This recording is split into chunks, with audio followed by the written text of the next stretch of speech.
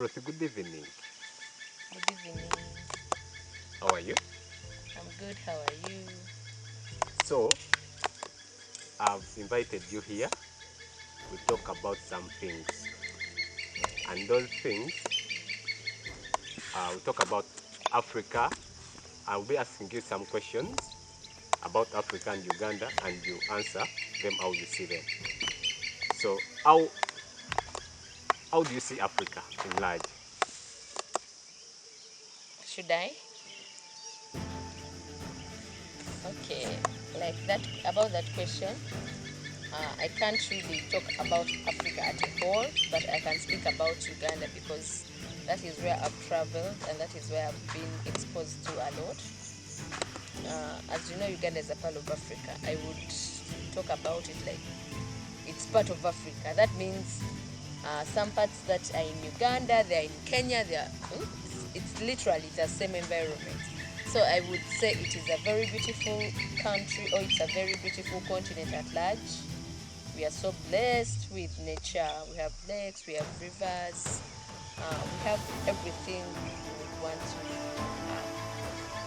Okay, thank you very much. So, many people out there, they see Africa as in, like they see Africa as a country where you find very many people who are poor, and very many people who are so like who are not educated. Can you talk about that? And you talk about yourself. Okay. I think that is a perception that is not right. It's not correct at all. In Africa, specifically in Uganda, people there people are rich, because I won't say that people are rich, everyone is rich. No, as you know that everywhere in each country there are rich and poor people. So according to the economy, people are thriving and people are educated. Yeah, people have degrees, masters, and people are looking forward to adding on more and more towards their studies. Thank you very much. So another thing, many people here and many people actually outside Uganda, outside Africa, Yeah. uh, they talk about mostly they talk about our dressing code. They say that our dressing code is not nice, or some people wear torn clothes, others don't, like they don't know the fashion which is going on. Can you please elaborate about that? Okay. I will speak on my behalf. Like me, I'm a person who doesn't follow really the trends. But if I like something and if I like a type of a cloth, I'll surely put it on, but not depending on the trend. So we might not follow the trend, but we do know what we want and we really choose nice clothes. And there are some people who follow the trends, and there are many who really put on really expensive clothes. And I think everyone does what he or she wants or likes. Okay, Ruth, talk about our culture here in Uganda. Please talk about how people behave, how people dress, and how people, because people outside Uganda don't know what Ugandan culture is, or what how many clans are there, and how people behave culturally. Please talk about that. Thank you. I think Uganda is a diverse country, like depending, like according to the tribes and cultures. Yeah, we have a lot of tribes. That means each tribe acts differently or acts uniquely according to its culture. So I'll talk about Buganda because that's what I know. That's what I've grown in. So Buganda, mm, we have we have many tribes. Let me say, Buganda, the Bagandas, the Banyankole, the Batoro, the what, a lot. Even Northerners, we have Tesots, what, a lot. and Easterns we have Asoga, what, there are a lot, really a lot. So each tribe has its unique language. Although we have the Bantu tribe, like the Bantu culture, that means uh, like they have words that are similar. Like for example, when I'm a Muganda and I'm speaking to a Munyankole, there are some words that cut across, and Mtoro when he's speaking to a Munyankole, there are some words that cut across. So about culture, do you want me to talk about the way they dress, the way they? Yes, talk about that. Okay, like Please. in Buganda, we do have a culture wear called gomesi. We usually put on the gomeses when you're going for traditional marriage ceremonies, during burials. But of course, like the way I put it on when I'm going to a ceremony, like a traditional wedding, it's not the way I put it on when I'm on the burial. It's put on differently. I think my brother will try to show you like how the gomesi looks. Put up the picture. And we also have the chikoi. If you don't put on the gomesi, you can do the chikoi. He will also show it to you. I feel it's a very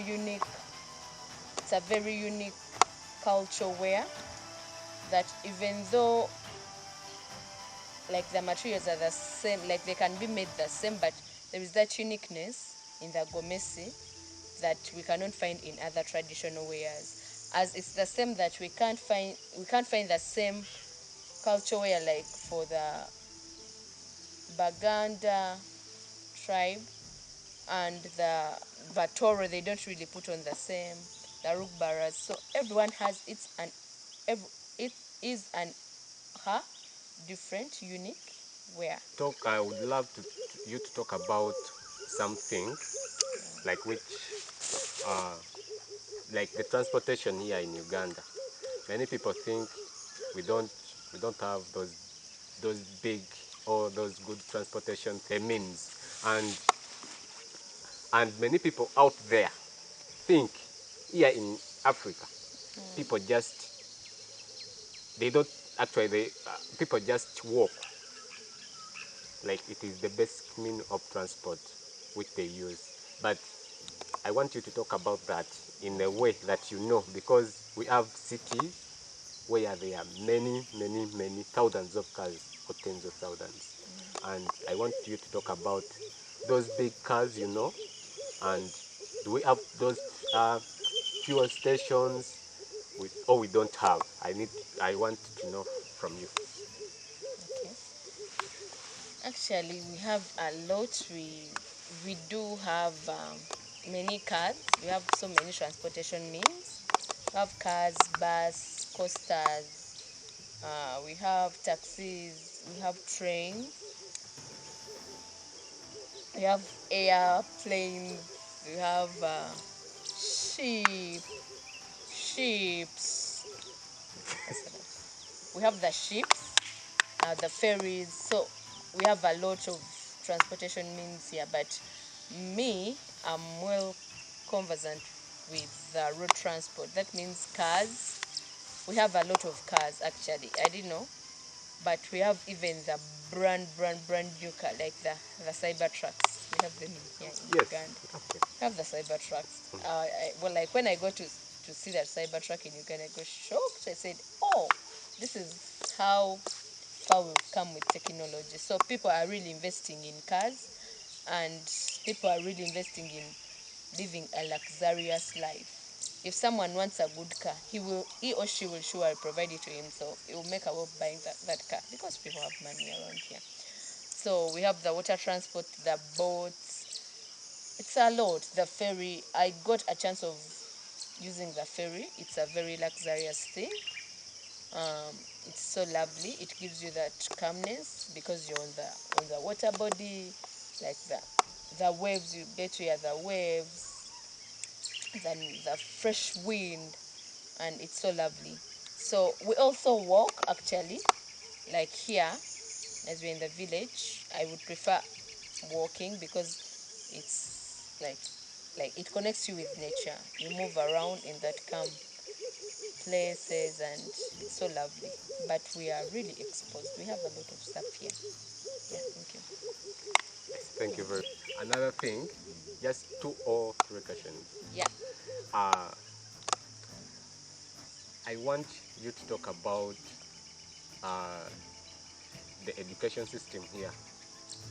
Many people think Uganda doesn't have the capacity to to educate someone to, if someone goes to high school, after high school, university, and he gets a bachelor degree, they say that someone cannot compete with someone who has studied in US or Canada or Australia, in those Western countries, to compete with him when they are looking for a job. Can you please talk about that? Like Ugandan education system, it's a good system, but it needs some improvements.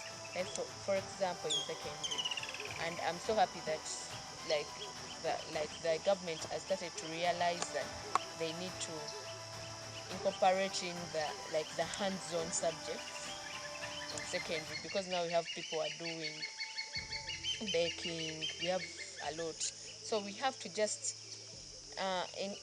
put in more of specialization. Like we shouldn't put like the children there in school and they do a lot of things which really they are not even interested in.